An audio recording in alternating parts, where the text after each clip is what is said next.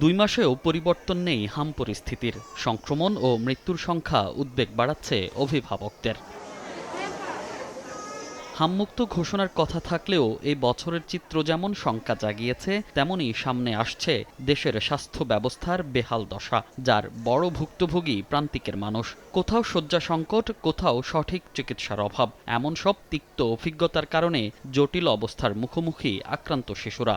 হাম ওঠার পর তারা বলে আমাদের এখানে হামের কোনো ট্রিটমেন্ট নাই, তা আপনারা ঢাকা চলে যান। এবারে গেলে তারপরে এই হাসপাতালে আইলাম, মহাখালী আইলাম, আমাকে 10-12 হাজার টাকা গেছে শুধু স্যার গাড়ি ভাড়াই গেছে আমার। জালকাঠি ধরেন 1 সপ্তাহ জ্বর ছিল, তারপর ওই জায়গা থেকে ডাক্তার দেখাইছি, ডাক্তারেরা ধরতেই পারে নাই, তারপর দিন দিন দেখি বাচ্চার অবস্থা খারাপ, তারপর সরাসরি ঢাকায় নিয়ে আসছি।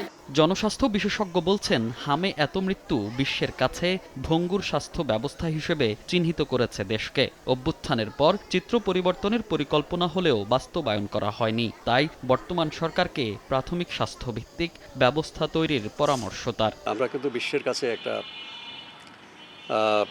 ভঙ্গুর এবং ঝুঁকিপূর্ণ স্বাস্থ্য ব্যবস্থা হিসেবে চিহ্নিত হলাম। আমাদের সম্পদও কিন্তু এত কম না যে আমরা এই টিকা কিনতে পারবো না।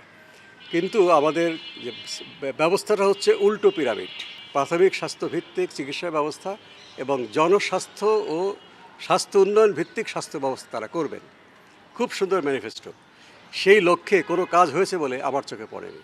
এদিকে স্বাস্থ্যসেবা মানুষের দোরগোড়ায় পৌঁছানোর লক্ষ্যে সরকার কাজ শুরু করেছে বলে জানান প্রধানমন্ত্রীর স্বাস্থ্য বিষয়ক বিশেষ সহকারী।